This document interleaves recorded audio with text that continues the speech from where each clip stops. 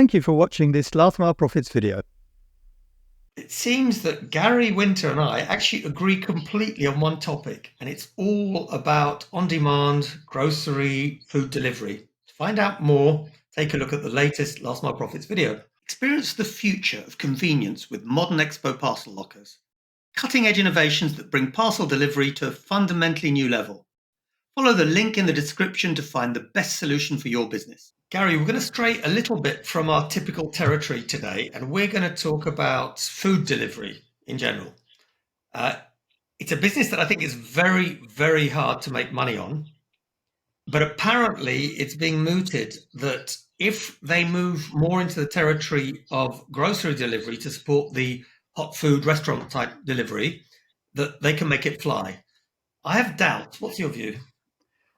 To be honest with you, this is something either of those delivery models I'm not a massive fan of as a consumer. With the grocery thing, I've used it quite a bit in the past. I tried it. I thought it was a great idea. You think to yourself, come home from Friday night, you book a delivery for 7 p.m. The guy comes to your house, he brings everything. Sounds like a great plan. The number of times I had something delivered that went out of date the day they delivered it to me was just maddening. You know, you'd be planning to do something the day after, and they delivered you out of date food, or I'm sorry we didn't have your razor blades. We've substituted you a watermelon. You know, that's great, but it's not exactly what I was looking for with my original order. So I am not a fan. With the whole delivery of hot food thing, I think it's even worse because it's such high emotion. You know, you book it to come in the hot. I'm not a big sports fan, as you know, but I can imagine you don't want your pizza as the goal is being scored. You'd like it in that 15-minute gap. Half-time, yeah. Yeah, and the chances of that happening, it's like about the chance of England getting through on penalties. It's about the same charge of having food delivered during the half-time. I think, Gary, you made a lot of points, and I'm afraid I'm going to have to agree with you on most of them today. No one's going to watch the rest of the video, Marek, are they?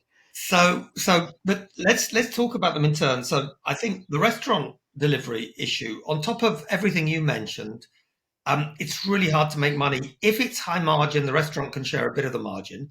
But the problem is most times the consumer, Joe Public, you and I, are not going to pay enough or want to pay enough to make it really work. And I think at the end of the day, that's the big issue for me. This is a point-to-point delivery service. You can't do a milk run as you do with parcels or other things. It's very inefficient.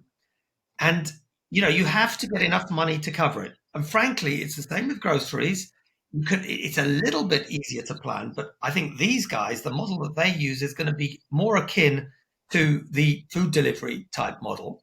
So I'm with you. I think it's going to be very, very hard for them to make money. On top of what you mentioned, typically if someone has the wrong brand of razor blades, what the receiver can do is just say, right, I'm not having any of it. And if it's pure grocery, it's not so bad because it can be resold. But if there's anything fresh in there, then you're really in trouble because that has to be dumped. You cannot take returns of fresh food, or at least you shouldn't. So my view is it's a very, very difficult area to make money on, period, as our American friends would say. You can try and add grocery or pantry, I think as Amazon calls it, delivery. You can try to add parcels to it. But until the consumer is going to be ready to pay for the fact that he's getting a different type of service, it's a point-to-point type delivery service, I really reckon, Gary, it's going to be hard for anyone to make. But if it is point-to-point, I want it to work like one. Now, I seldom use it. It was my birthday. I ordered a big takeaway for my whole family to be delivered 7:30 on Friday night. I went into the place at 6:30 the day before and said, tomorrow night, I want a big takeaway. I want it to come at 7:30. Here's my order. Wrote it all out. Is that going to be okay? When it eventually arrived at 9:15, the driver said to me, "Oh, they were waiting for a couple more orders to come in before they'd let me go out. They tried to make it into a round robin." Now, 2 weeks after this, the entire restaurant burnt to the ground. Now, I'm not sure these two things are linked because I can assure you it wasn't me. But, I don't know. Stranger things have happened, Marek. Stranger things have happened. So Gary, the moral of the story is if Gary Winter orders hot food from your restaurant, it's probably advisable to make sure you're not late, because otherwise it's not only a question of your perhaps delivery model not flying, but your restaurant might get burnt down.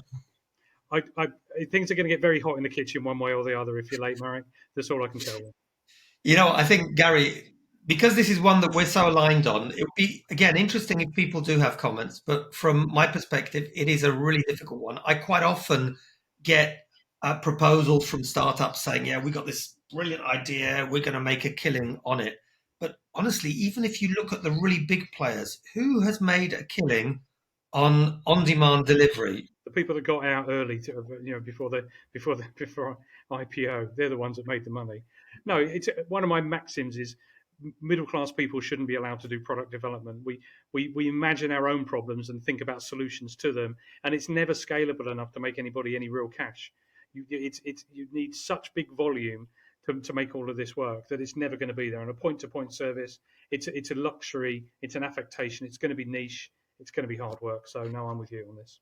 Well, I'll leave everyone with one last theory. It does work for another group because you're right, the guys who got out, but there's also a group that needs it because it's part of a much wider strategy. So somebody like Amazon who wants to own you as the customer might be prepared actually to lose a bit of money on that sort of service if it means that you're ordering with them daily or at least very frequently, because they'll lose a couple of pounds or dollars or euros on a delivery of pantry or fresh, but they might make 800 on a camera or something else.